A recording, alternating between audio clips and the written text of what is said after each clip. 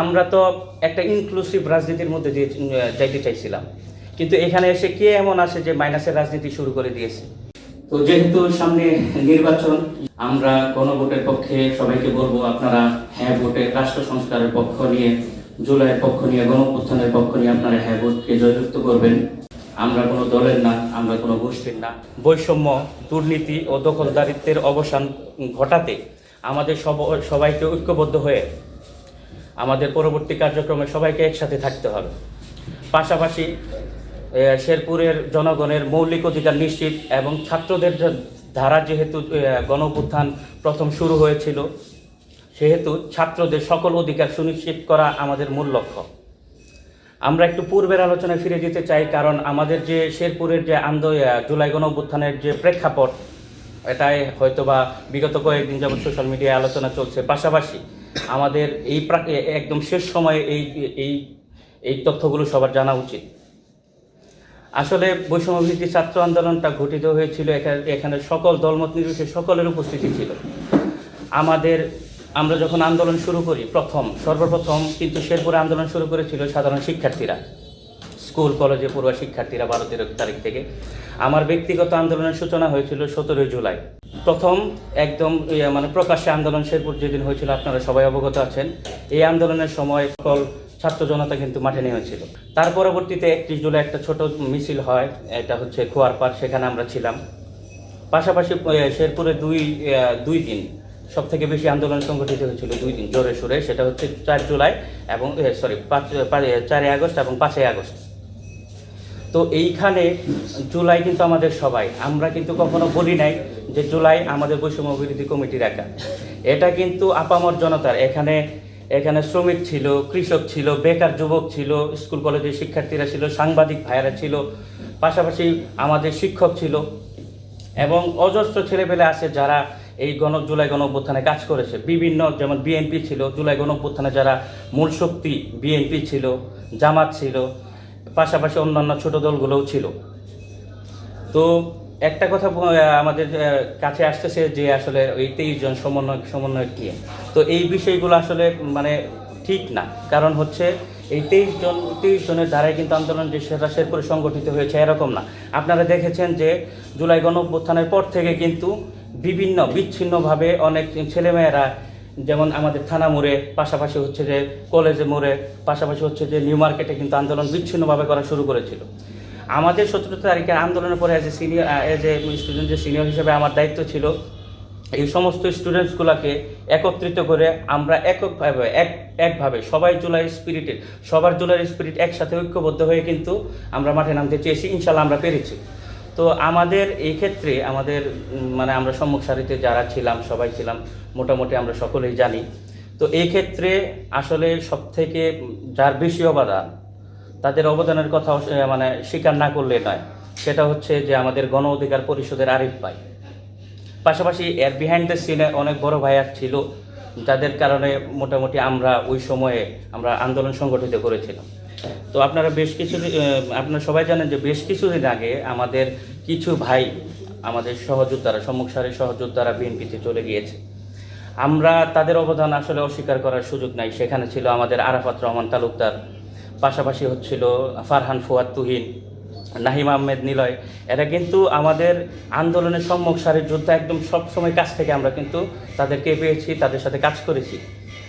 কিন্তু বিপত্তির বিষয়টা এইটাই যে আসলে এগুলো নিয়ে আমাদেরকে এখনও কথা বলতে হয়, কারণ আমাদের মধ্যে আসলে আপনারা সবাই জানেন যে স্পিরিটটা ছিল, আমরা কিন্তু মাঝখানে হারাই ফেলছিলাম। এটা আমাদের ভুল বলেন, পাশাপাশি বাধ্যকতা বলেন, দায়বদ্ধতা বলেন, এটা আসলে আমরা স্বীকার করে নিচ্ছি যে আমাদের এইদিকে কিছু গ্যাপ ছিল। কিন্তু আমাদের যে ভিতরকার যে গ্যাপ, এই গ্যাপগুলো কিভাবে সৃষ্টি হয়েছে শেরপুর শহরে বা শেরপুর জেলাতে? আমরা তো একটা ইনক্লুসিভ রাজনীতির মধ্যে দিয়ে যাইতে চাইছিলাম, কিন্তু এখানে এসে কে এমন আসে যে মাইনাসের রাজনীতি শুরু করে দিয়েছে। আমাদের এখন আমরা নাম বলবো না, কিন্তু কথা হচ্ছে যে আমাদের একজন আছে যে আমাদের আন্দোলনের 12ই আগস্ট পর্যন্ত কিন্তু আমরা তাদেরকে দেখি নাই কখনো। শেরপুরের ছেলে যেহেতু, তাদের সেই সুবাদে আমরা সাদরে গ্রহণ করছিলাম। কিন্তু তার পরবর্তীতে যা হয়েছে সেটা আপনাদের চোখের সামনে। আমরা সবাই দেখছি আমাদের এই প্রাণের সংগঠনটা কিভাবে ভাঙনের দিকে গেছে। আমরা দেখছি যে অনেক বড় ভাই আসছে যে এক জায়গায় আন্দোলন করেছে, পাশাপাশি শেরপুরে তার কোনো ভূমিকাই নাই। এরকম বড় ভাই এসে এখন পদ পদবি নিয়ে নমিনেশন কিনে একদম মানুষের সামনে এমপি মনোনয়ন প্রার্থী হয়েছে। কিন্তু তারা যে যাবে একটা ধারাবাহিকতা, আমাদের থেকে যে তাদের জন্ম হয়েছে তারা তারা সেটা ভুলে গেছে। ভুলে যাওয়ার পরে তারা, আমরা দেখছি যে বৈষম্যবিরোধী ছাত্র আন্দোলনের পক্ষ থেকে জন্ম নেয়া একটা অভ্যুত্থানের রাজনৈতিক দল এনসিপির ভিতরে কোনো সমন্বয়হীনতা, কোনো সমন্বয় নাই। পাশাপাশি হচ্ছে তাদের বিভিন্ন গ্রুপিং। আমরা তো ভাই এটা চাই নাই। আমরা তো চাইছি যেহেতু জুলাই গণঅভ্যুত্থানের শক্তি হিসেবে যেহেতু আপনারা পলিটিক্সে যাচ্ছেন, তাহলে অবশ্যই আমাদের সবাইকে সাথে নিয়ে কিন্তু আপনাদেরকে চলতে হতো। যাই হোক, আমাদের শহীদ পরিবার আছে, জুলাই যোদ্ধারা আছে, তাদের কথা আপনারা ভুলে গেছেন। তো এগুলো বিষয় আমরা চাই নাই। উপরন্তু আপনারা কি করেছেন, আমরা আপনাদেরকে ইনক্লুসিভ পলিটিক্সে আনার জন্য আমরা আপনাকে আশ্রয় দিলাম, পাশাপাশি আপনারা মাইনাসের রাজনীতি শুরু করে দিয়ে একদম সংগঠনটার একদম ধ্বংসের দিকে ঠেলে দিয়েছেন। পরবর্তীতে এই ছেলে মেয়েগুলো আমাদের যারা এখানে অন্য দলে চলে গেছে, এই ছেলে মেয়েগুলো কিন্তু রাজনীতি করতে চাইছিল, একটা এনসিপিকে ধারণ করতে চাইছিল, সেখানে তারা ছাত্র শক্তিতে আসতে চাইছিল। কিন্তু পরবর্তীতে তাদের ঘটনা কি, তারা কেন বিএনপিতে চলে গেলে, এটা কিন্তু একটা ভাববার বিষয়। এটা কিন্তু অবশ্যই একটা ভাববার বিষয়। আরেকটা বিষয়, সরি টু সে, আমি এইবার সামনে থেকে বলতেছি যে আমাদেরকে বলা হইলো, মানে আমি একটা বিষয় বলি, একটা টপিক নিয়ে বলি, যে জুলাইকে কুক্ষিগত করার যে বিষয়টা, এটা হচ্ছে 5 আগস্টের পরে না বলে আমি বলবো যে 5 আগস্টের বিজয় হওয়ার সন্ধ্যার পর থেকে শুরু হয়ে গেছে। একটা রাজনৈতিক দলের প্রধান বা তার ছেলেপেলেরা মোটামুটিভাবে আমাদেরকে একদম এক প্রকার ট্রিট করতে এরকমভাবে যে না, আমাদের অমুক নেতার কাছে যাইতে হবে। কিন্তু আমরা তো তখন যাই নাই। আমরা একটা শক্তি ছিলাম যারা শেরপুরের জনগণের পক্ষ নিয়ে তাদের মানে মনের কথাগুলো মানুষের সামনে তুলে ধরবে। কিন্তু এখন কি আছে দেখেন, বিএনপির ছেলেদের ব্যাকআপ কিন্তু বিএনপি আছে, এনসিপির ছেলেদের ব্যাকআপ এনসিপি আছে, জামাতের ব্যাকআপ জামাত আছে, কিন্তু আমাদের জনগণের ব্যাকআপটা কোথায়? জনগণের কথা কি এ পর্যন্ত কেউ কি বলেছে? আমরা অগণিত, এই 2 বছর অগণিত ফেসিবাদ যে শক্তি আছে আওয়ামী লীগ, তার বিরুদ্ধে ব্যাপক সমাবেশ, মিছিল, প্রেস ব্রিফিং, কত কিছুই না করেছি। কোনো দল কি এগিয়ে আসছে একদম প্রকাশ্যে থেকে? আপনারা কেউ কি বলতে পারবেন? একটা দল আমাদের দিকে এগিয়ে আসে নাই। বরঞ্চ আমাদের এই ছোট সংগঠনটারে একদম কুক্ষিগত করতে এমন পর্যায়ে আসে, যাদের নেতাকর্মীরা আমাদেরকে বলে 8 তারিখের পরে শেরপুরে থাকিস না, 8 তারিখের পরে 10 তারিখের পরে যদি দেখা যায় তাইলে কিন্তু অস্তিত্ব থাকবে না। কেন ভাই? আপনাদেরকে আমরা অস্তিত্ব নিয়ে এসে দিলাম। ছাত্র জনতার অবদানকে আপনারা অস্বীকার করতে পারবেন? ছাত্র জনতার যে অবদান, এই অবদানের জন্য আপনারা এমপি মনোনীত হতে যাচ্ছেন সামনে। তো আমাদের অবদান কেন আপনারা এটাকে কুক্ষিগত করেন? আমাদের অবদানকে কেন আপনারা ভুলে যান? রাজনৈতিক দল আমাদের মানে তিলে তিলে শেষ করছে আমাদের এই শেরপুরের বৈষম্যবিরোধী ছাত্র আন্দোলনটারে। আপনারা একটা বিষয় বলেন তো, ওইখানে যে বলা হয়েছিল যে 300 জন ওইখানে আসলে মানে আমাদের 300 জন নেতাকর্মী বিএনপিতে যোগদান করেছে, এটা কতটুকু যুক্তিযুক্ত? আমি তো মুখ্য সংগঠক হিসেবে তৎকালীন বৈষম্যবিরোধী কমিটিতে দায়িত্বে ছিলাম।